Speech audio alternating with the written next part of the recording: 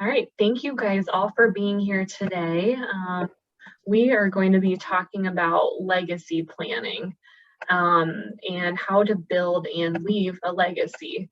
So today we have some different presenters with us. We have myself, I'm Abby, I'm the manager at the center. Kathy Good will be speaking. She's the director at the center. Laura Sagers, who's one of our wonderful volunteers. And then we have Anne and Jim Dunnigan, who are also volunteers and friends of Kathy. Unfortunately, their daughter Libby can't join us today, but we know she's here with us in spirit as she's working away. So I'm going to start just talking a little bit about what legacy planning is. So I think probably a lot of us have heard of estate planning, and maybe legacy planning isn't as much of a familiar term. So estate planning is really involving the transferring of your assets to your loved ones after your death. So it really focuses on more of those material things, your home, land, your wealth, those kind of things. Legacy planning takes that, but it's a more holistic approach. It's more in depth. And it involves thinking about a plan to manage your wealth maybe while you're living. It talks about distributing your estate after death, but it also talks about how you want to be remembered. So maybe that's charitable giving, or maybe that's how you want to pass on those intangible assets of your life, which are maybe your morals, the core values that you have developed, your faith, philosophies, stories, and then it also can include family heirlooms. So that's more so what we'll be talking about today is the more holistic legacy planning approach. So why is it important? I mentioned that it's a process. So it's not just something that you decide in one day. It's a thought out process where you're thinking about, I have this thing that I would like to go to this person, or this is how I want my life to be and what was important to me. It's, again, thinking through all of those things that have been important to you in your life. It's making a transfer of your assets to your beneficiaries easier. So again, if you think through this process about what you want to do with your assets, it lets those beneficiaries know that this was a decision you made. You also have a team of maybe attorneys, your family, other people that know and can follow your plan. And then also your wishes then are honored too. So you've decided again what you want with your things and again what's been important to you. And then it passes on those important family legacies or information on to future generations. Oops. So I'm going to stop my slideshow, I can't talk here, and pass it over to Kathy Good, who's going to talk a little bit more about how she helped Dave and her father-in-law leave a legacy. Kathy?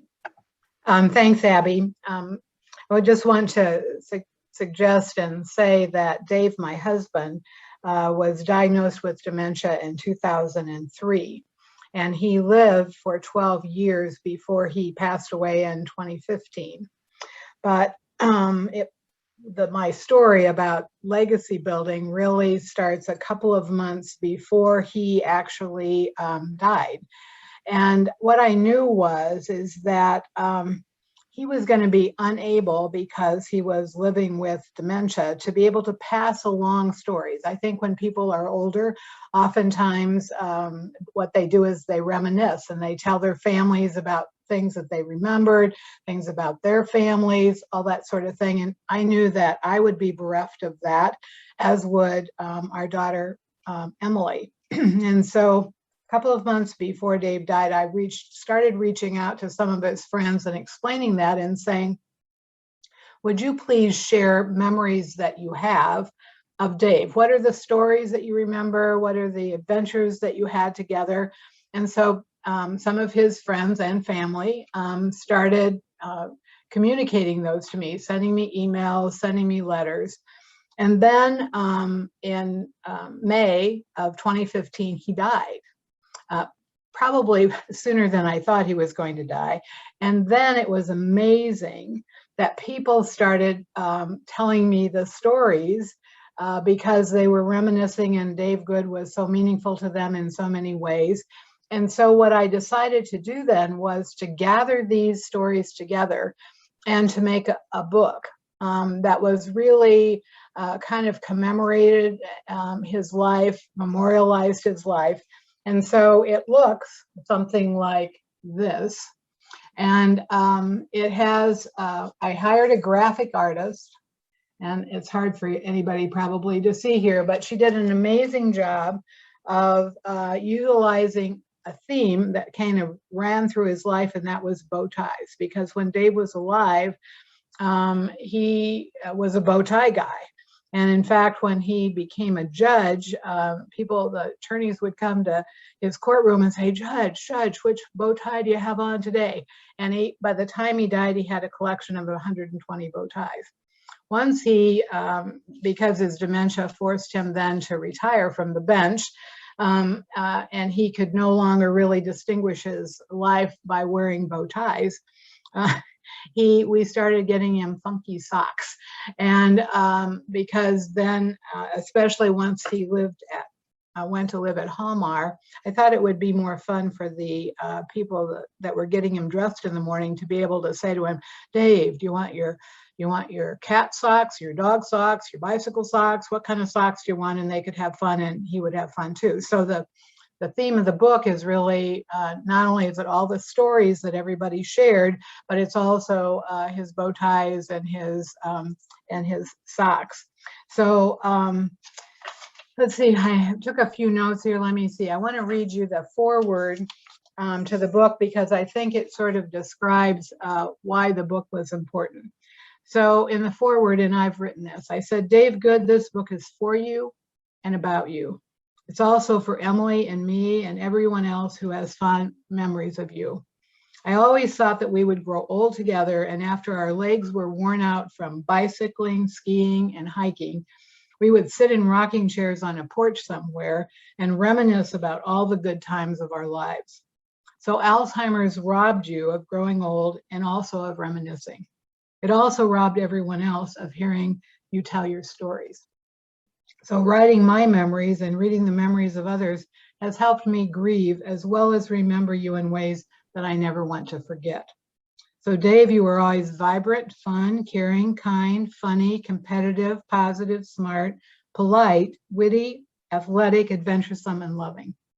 And Tammy says your spirit was contagious, and she's right. So these memories written by those of us who loved you reflect all of that. So this is really a book that honored Dave, but in a way then leaves his legacy and carries on his life so that all of us who loved him will continue to remember him through the stories that everybody has written and that we were able to record in this book. See if I had any other things that I were going to say before I move to my next. I think I've covered it. So let me then move to the thing that I did for Dave's father. So Dave's father was diagnosed with dementia. Probably he was in his 80s. And in the process of his life, he lived in 5 different care centers before he died. And when he moved to his first one, I sort of thought that they ought to know who Stan Good, Dave's dad, really was before he became a person living with dementia. And so what I did was I created W. Stanley Good's life story. And I just started from the beginning, and this is something that anybody could do because this is a photograph of his parents. So, this is kind of where he started, and he had kind of an interesting life because he grew up in Nebraska and he rode a pony to school before he drove a car to high school. So I just illustrated kind of his life in a very simple way. And Stan loved the book because then he could tell people who he was. The staff at the various senior living communities where he resided, they could understand more about who Stan Good was. And then after he died, this has become kind of a legacy, and we had copies made for family members so that they also had Stan's history in a way that they could remember it. So for us, legacy is really about honoring the person, but also remembering the person and all that they did in their life and the difference that they made.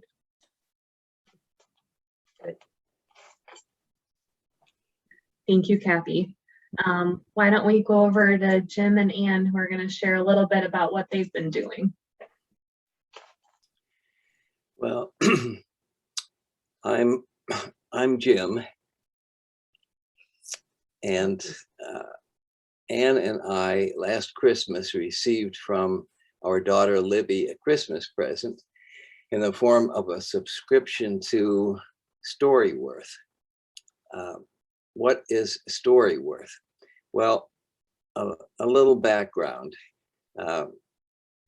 9 or 10 years ago, out in San Francisco, there was a young software engineer by the name of Nick Baum. And he, like Kathy, had a similar interest in learning and preserving memories from his parents, especially his father. I guess his father had been in the military and not been around to tell a lot of stories. So Nick Baum bought a book that could be written in by the family. It had room for photos, for memories to be written down, for anecdotes and doodles on the side and so forth. And he gave it to his father, but the result was not what he hoped. He didn't get much of a response. And then he thought, maybe it'd be easier if I just fed my dad one question at a time. And he started emailing him just a single question. I think it was once a week. And his dad liked that format and responded to it. And the accumulation of memories began to pile up. So that at the end of a year, Nick Baum had a lot of material, and most of which he hadn't known about. Fortunately, I mean, he was on the other end of the, he wanted to, he had a recipient that could actually tell his story, whereas unfortunately, Kathy had 2 recipients who couldn't. She did her own work, and Nick did his own work, but he began to think, what if this method that I used, if it worked for me, it certainly could work for other families.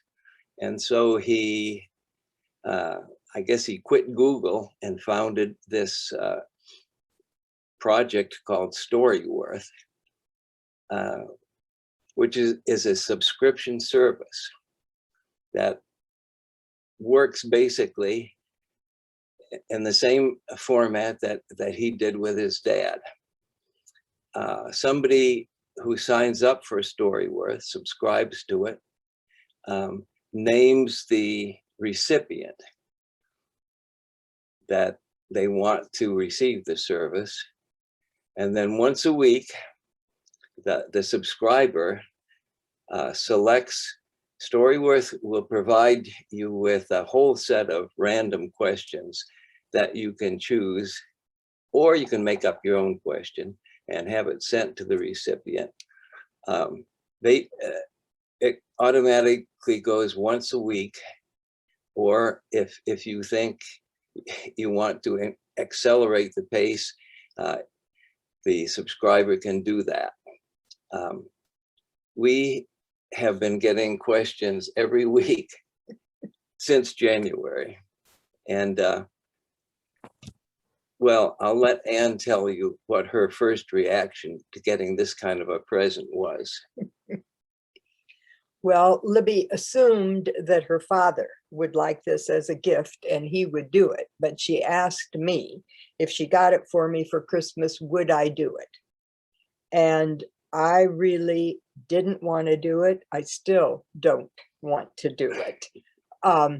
Because it just, first of all, I don't like to write. And secondly, it just felt like homework, every week there's something else that I have to put together. But when you have a 30-something-year-old who is interested in family history, I think that should be honored. And besides, if she weren't interested now, when she's 50 or 60, she would be interested and we would be long gone. So I just see a lot of value in doing it. So I agreed to do it. And as I said, I still don't like doing it and I get behind sometimes, but I'm glad that we're doing it. For one thing, I have learned some things, some details about Jim's life that I didn't know. And for another thing, I've gotten some insights into my own life and my own history that hadn't really occurred to me before.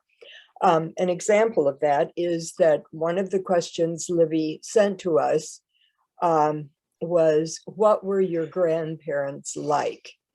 And my first thought when I read that was, I have no idea.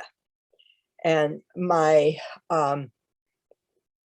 maternal grandfather died 5 years before I was born.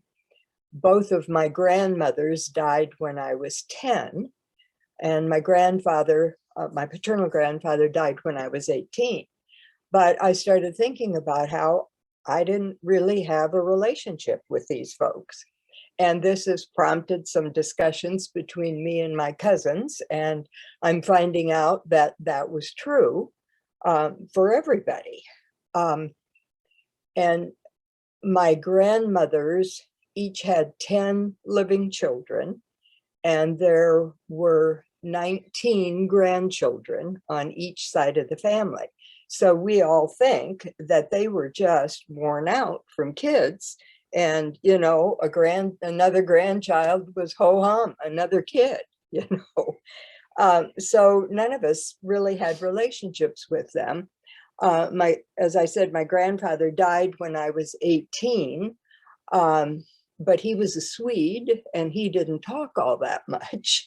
And so, and I didn't, we used to see them on a weekly basis before my grandmother died, and we didn't see him as often after that. So that has been an interesting insight for me, and it has, as I said, prompted some discussion with other relatives, which has been a good thing. So overall, I'm really glad we're doing this, but it does take some effort.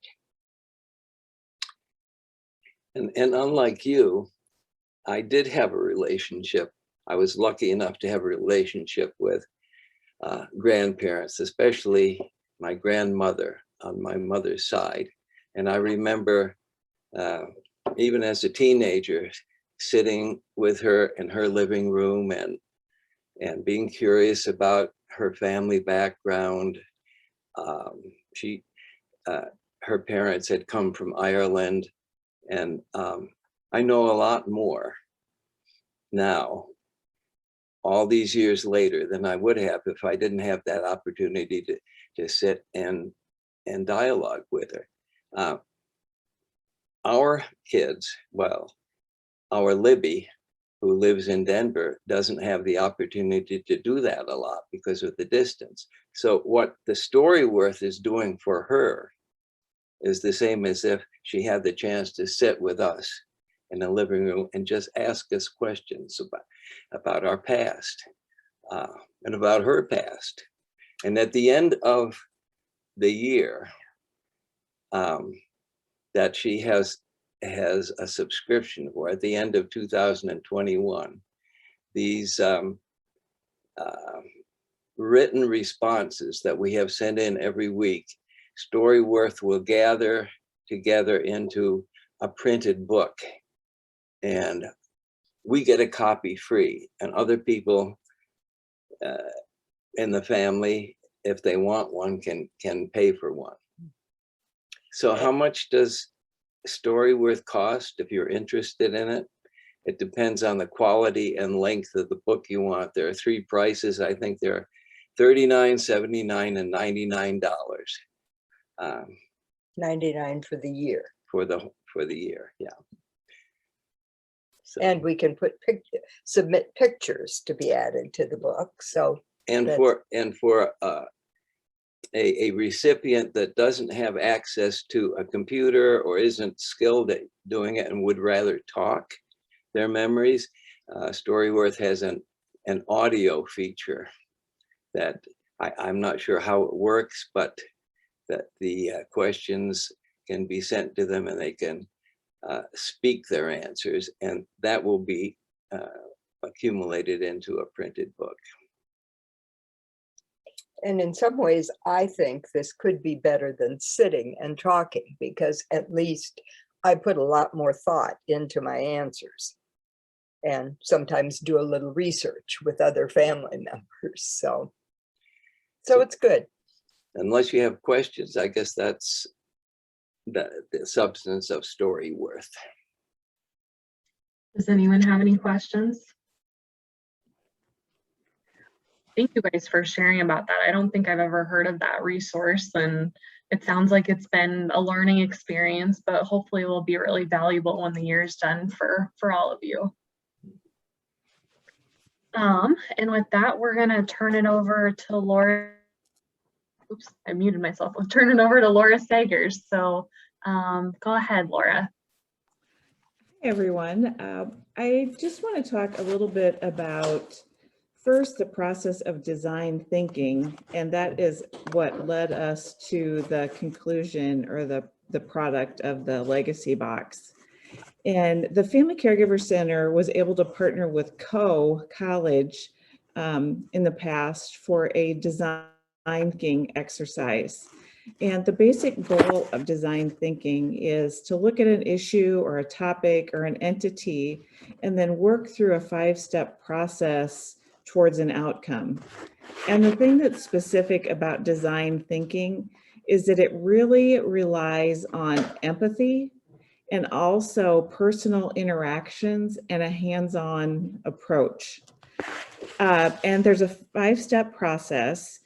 The first being empathy and empathizing. The second is defining what you want your process to address, formulating ideas, developing a prototype, and then testing your prototype. And the priority is really looking at what the individual needs are or the consumer's needs. So again, it's very focused on empathy and individual interactions. So the topic for our particular project was defining caregiving and caregiver needs as it pertained to the caregiver center. And what was really exciting was the students that were part of the design thinking class spent time at the center. And it was very rewarding to see how these young college students really interacted and became very interested in the center. And they came and had a tour of the center. And I think this brief tour ended up being well over an hour because they had so many questions and they were just really taken in by what was available and what the center had to offer. So one of the ideas that came out of their going through this process was the development of the Legacy Box or the memory box. And the particular student that came up with this idea was paired with a caregiver that also had an interest in this project. And the student met several times with the caregiver and was able to ask questions. She came to each meeting with questions that were already formulated, and she was able to ask the questions, but then also have a very, very meaningful and in-depth discussion about the answers to those questions. She was able to get to know the caregiver, and although she didn't actually meet with the person that the caregiver was taking care of, she really was able to develop a really good relationship with that person as well, even without meeting them, but just through this conversation with the caregiver. Again, they met several times. They really developed a meaningful relationship and a good understanding of what was important in this gentleman's life. So the follow-up to the initial meetings of the question and answer sessions was to present to the caregiver a mock-up of the box, and then it had also some time for feedback and sharing additional ideas or things that would maybe be added to the box.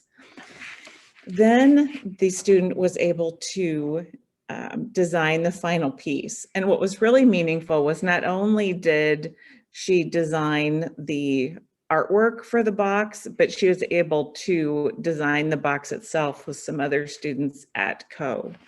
So it was very meaningful to both the caregiver as well as the student. And I think that it really almost created an unexpected legacy between this student and this family. And so this is a picture of the box, and it represented the life of this gentleman.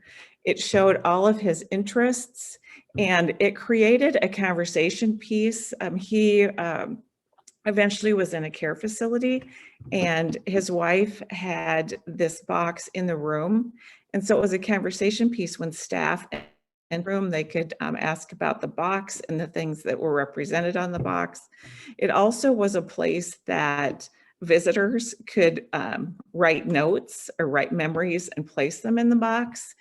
And then the caregiver was also able to place mementos and things that were of particular special meaning between her and her husband. They were able to be placed in the box as well. So I think it was a really meaningful process with the students. It opened their eyes about caregiving and also legacy planning and that thought process at a very early age. So does anyone have any questions about the box? You can see in the picture the different colleges that were very important. The Cubs were very important. He grew up on a farm, and farming was very important. And there are some other things around the other sides of the box as well, but it was very meaningful to the caregiver and then also to Bill, as he was able to kind of reminisce about the things that were represented.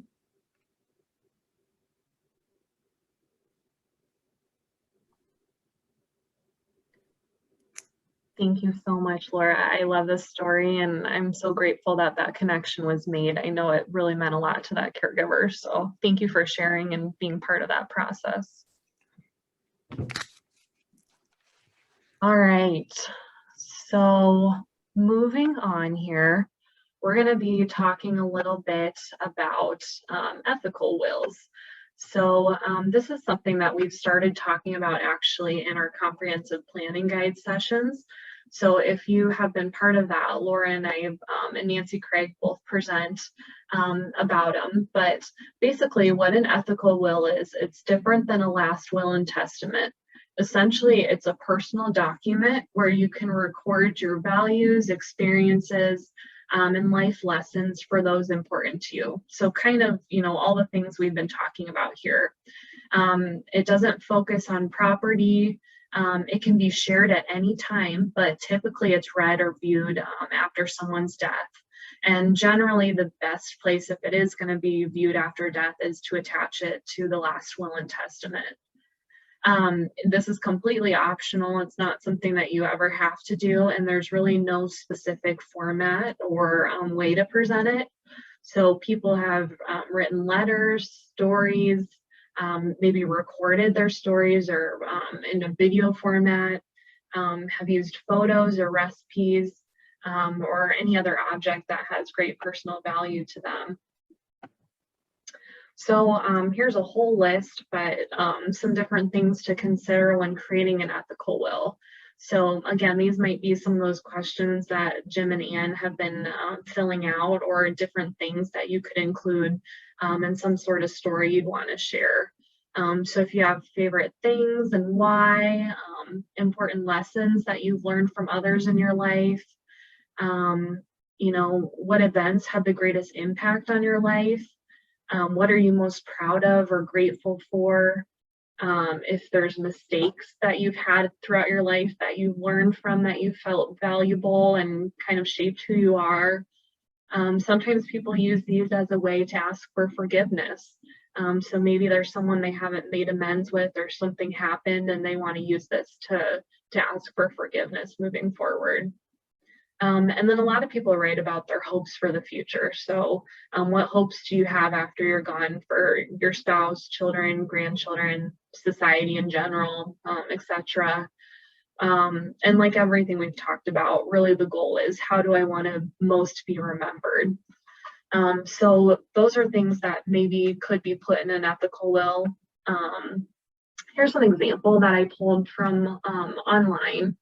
So this was written by a mother and grandmother to her children and grandchildren, and she happened to have early onset Alzheimer's. So how cool that she was able to write this letter before she was unable to share those memories or important things up to her. So I'll read this. She says, "To my family, I'm writing my legacy letter to you today, February 14th, 2013, in my 84th year. It is Valentine's Day. It would seem fitting to write to you today to let you know how important you are in my life and how much I love you.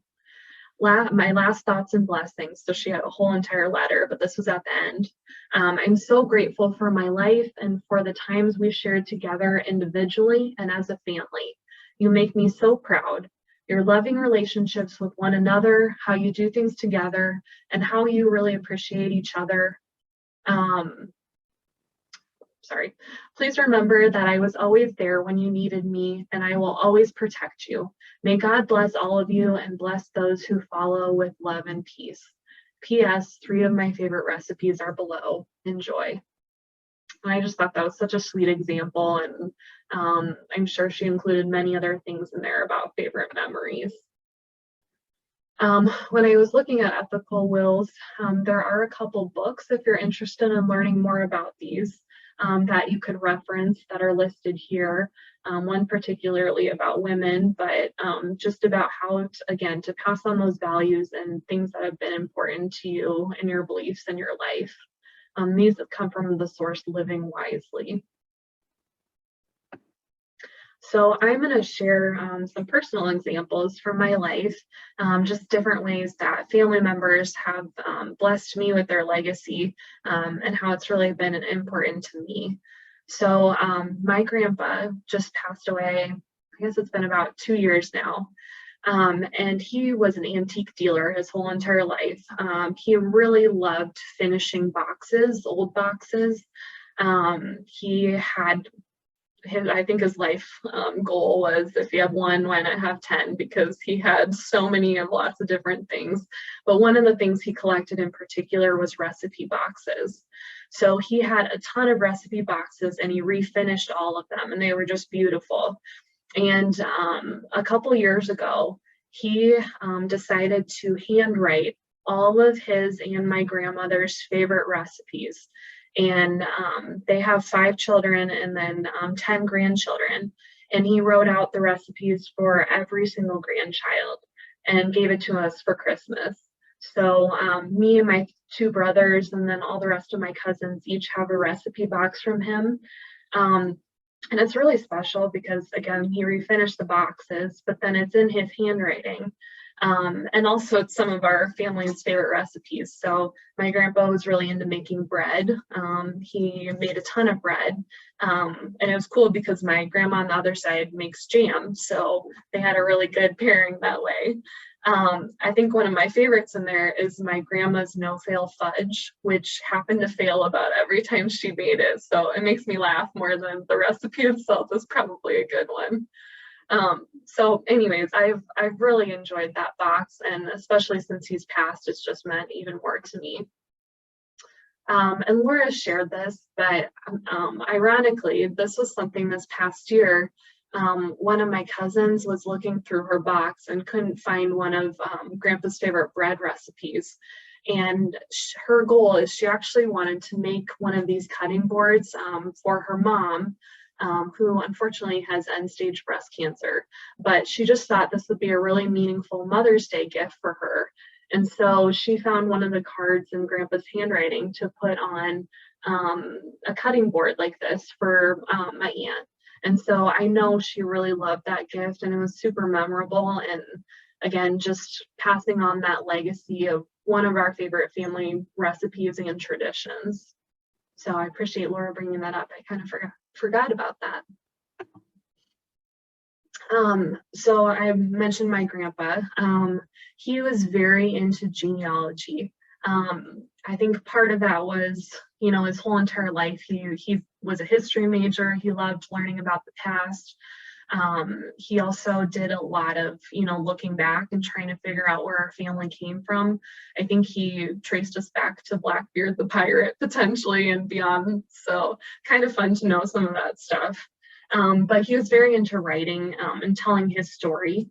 And so I have all of these legal pads here because I actually have, I think, about 50 legal pads where he started writing out his memoirs.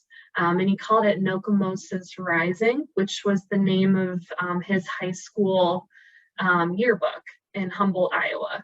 So I have all of his stories, and it's great because they're in his own voice. I have a feeling some of them are a little exaggerated. I don't know if he was the wrestling champ of his school, but he felt like he was, so that's great. But there's so many things I learned that I hadn't heard before. There was a childhood dog that was in a ton of his stories as a child that was just so important to him. He talks about my, you know, aunts and uncles and my mom growing up. And it was just really great to be able to hear a lot of those stories. One of my goals has been to type those and print them, kind of like the book Jim and Ann were talking about, or that Kathy's made for my relatives, because it's not fair that I just have them sitting right now in a box. So that's something that I'm hoping to accomplish here in the near future. But I feel really grateful that he left those memories for us, and I know that my family will find them really special. And the last thing I wanted to share here was another way to record memories. So unfortunately, with the hospital firewalls, I can't pull up this video on this computer. I can on my other one, but it doesn't have the capacity to share the video with you guys. But this photo is of my aunt, my great aunt, Betty. So my cousin, Brenda, started when, I don't know, Aunt Betty was probably in her 90s, doing video interviews with her. And I think she started doing it as kind of just, you know, she enjoys social media and it was a fun way to just share what was going on. But she ended up doing more and more of them, and she would ask Aunt Betty a question, and then she'd just go off and start sharing about, you know, things from the past, funny stories. I think the picture that I took here is when she's talking about my cousin Brenda's older sister Judy and how she did something bad and Brenda was laughing. And it's been really fun to watch those. Aunt Betty passed away about 3 years ago, and they pop up on Facebook then as a memory. And so Brenda will share them. And for her, I think it was super meaningful to have those and to be able to hear Aunt Betty speaking in her own voice, seeing her in her home. And then Brenda has young children too. And so for them to be able to remember Aunt Betty and to hear some of those things are really cool. So I'm grateful that she did that. And I think there's so many different ways to use technology to be able to preserve legacy too. And, you know, now to be able to see and hear people as well. So that is all that I have. I know we went through stuff kind of quick, but does anyone have any questions about legacy planning, or even if you want to share things that you've been doing?